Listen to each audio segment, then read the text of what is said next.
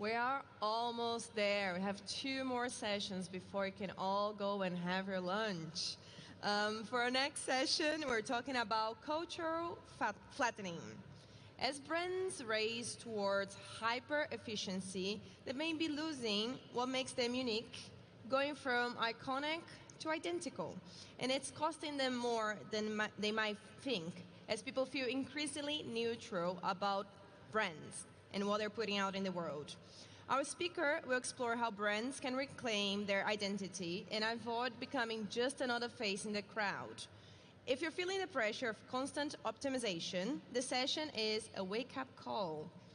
Please welcome to the stage, with a very warm welcome, the Global CEO of Wolff Olins, Sairah Ashman.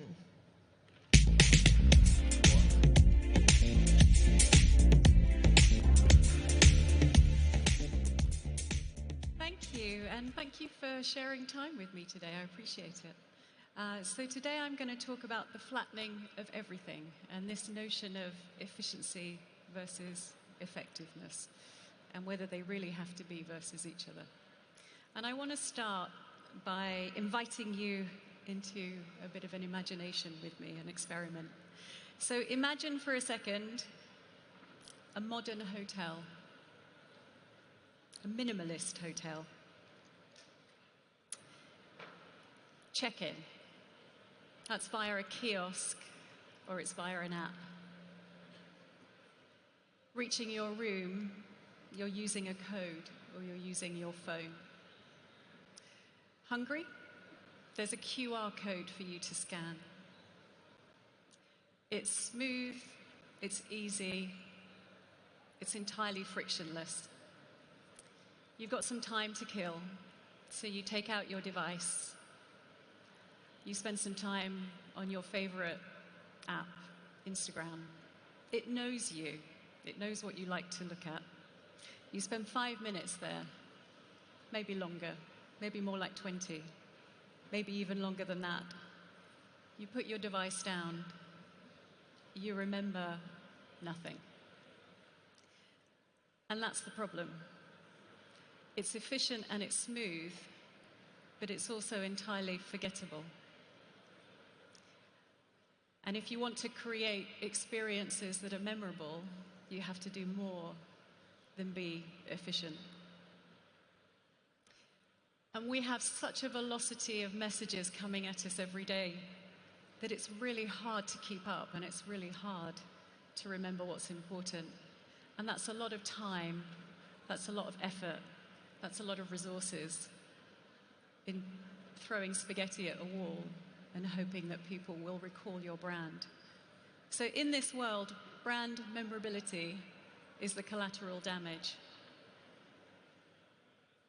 So brands aren't as memorable as they should be, and we should want to do something about that. And this is why we talk about the flattening of just about everything. And it's happening everywhere. It's happening in the buildings that we're creating and designing. It's happening in everyday objects. It's happening in experiences. It's even happening in brands, if you could remember this back in 2010. And so we have to be careful about this flattening, and we have to want to do something about it. 4 trillion is spent on marketing annually. 85% of that is wasted on assets that will go entirely unnoticed. What Peter Reed and Adam Morgan have looked at in their studies causes them to believe that the cost of this is extraordinary, and the extraordinary cost of this is dullness and this entire forgettability. So that's what we give up when we go for just efficiency rather than thinking about how best to be effective. And we drive that through everything that we're creating. There's an antidote. When you take off all the edges and you take off all the quirks and you put things in a position where there's really not much to hang on to and there's not a lot of difference and everyone feels the same and it's all very smooth, you have to find an antidote. And the antidote that we believe in at Wolff Olins is interesting. Interesting makes you think again. Interesting makes you look again. interesting stops you where you are, takes you off autopilot. So I'm going to show you some vans parking and some bins being moved and some boxes being carted around. And maybe later on today, someone will say, how did you find Web Summit today? What did you listen to that piqued your interest? And maybe you'll say, yeah, I saw something that was kind of interesting. It seemed to involve a lot of moving vehicles. Maybe that person will then say, okay, interesting. Tell me about that when you get home. And that's my point. You need someone to just trip you up, make you think a bit differently, make you do things a bit differently, make you realize there's a different way. Maybe it's worth stopping. Maybe it's worth taking a minute or two. Maybe a bit of friction is a good thing, not a bad thing. I'm going to take you through 4 principles that could be useful when you think about how to create friction and how to create more memorable bands, as I hope you will and you'll want to. And the first one is about uncovering your essence and getting to the truth of yourself.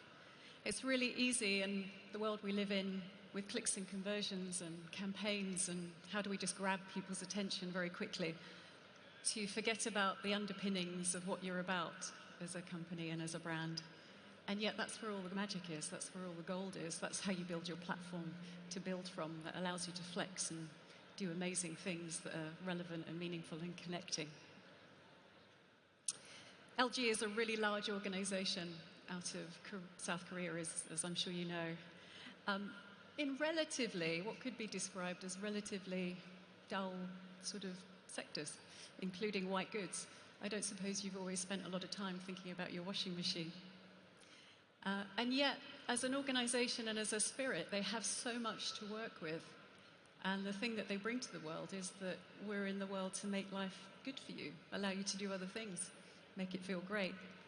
And that philosophy of emotionally intelligent design, rather than just creating and knocking out white goods, is a thing that underpins how they do what they do, the care they put into it, and how they present themselves to the world.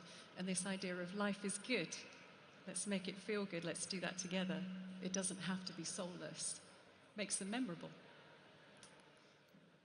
My second principle is do what you can't. And the secret to turning a crazy idea into a brilliant one lies in the courage to do what others say that you can't.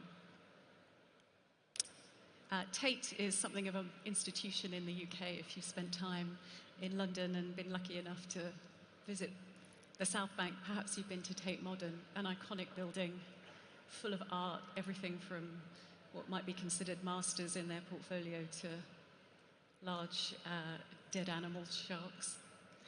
And when we worked with them back in 2000, when they were unpacking their contemporary collection into this new iconic building by the river, we wanted to use the brand identity and the expression to get at the heart of what they were about and to attract people who perhaps weren't that interested in art. And when we first showed them the expression of that, it didn't look quite like this. It was almost illegible.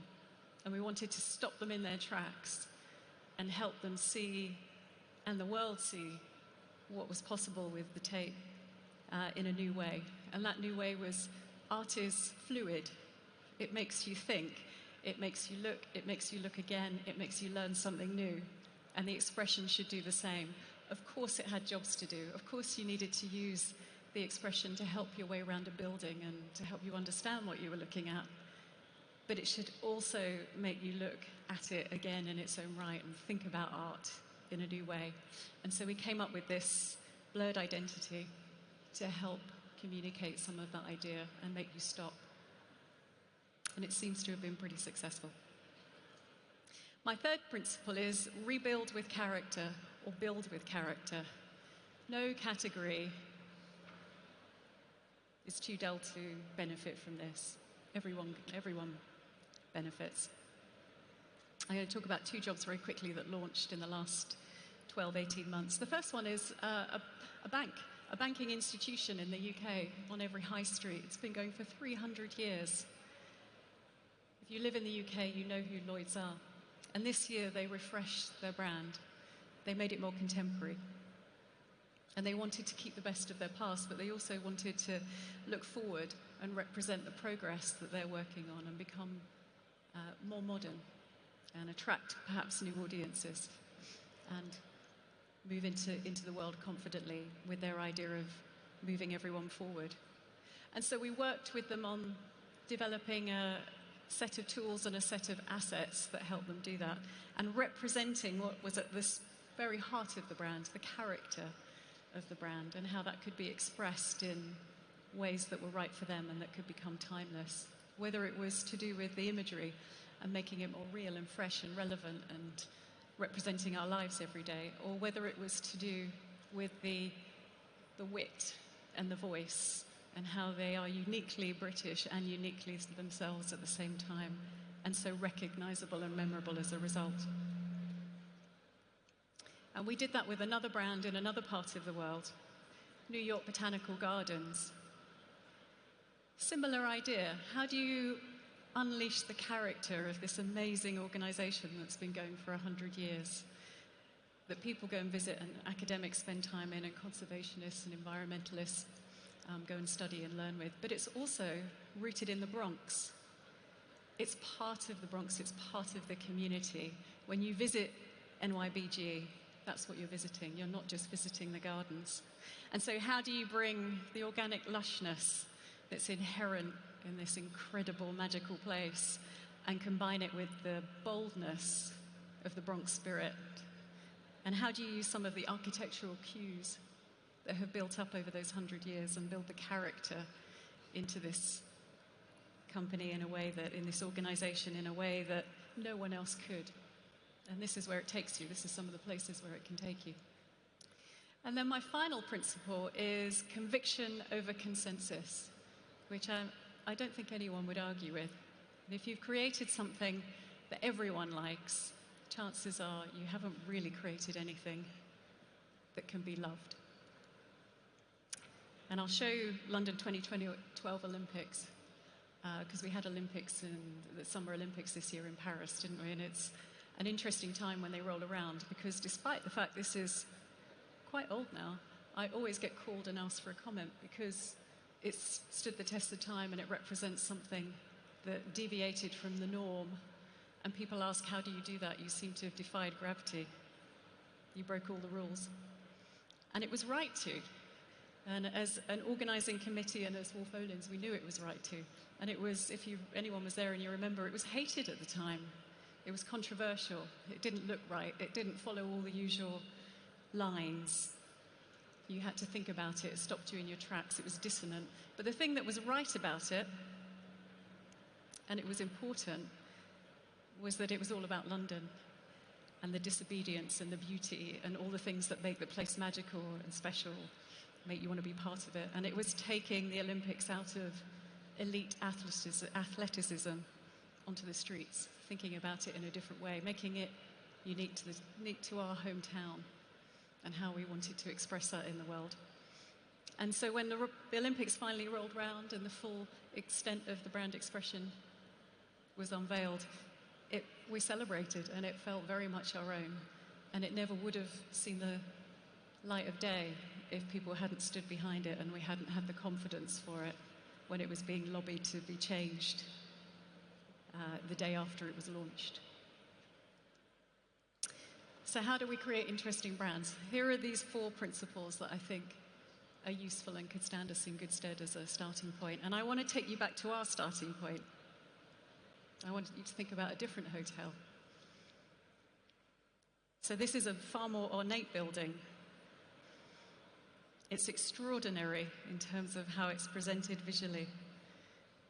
Someone in a vintage uniform straight out of a movie, maybe a Wes Anderson movie.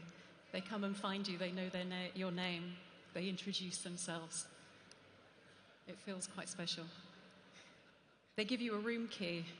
It's big, it's brass, it's bold, it's heavy, it makes no sense.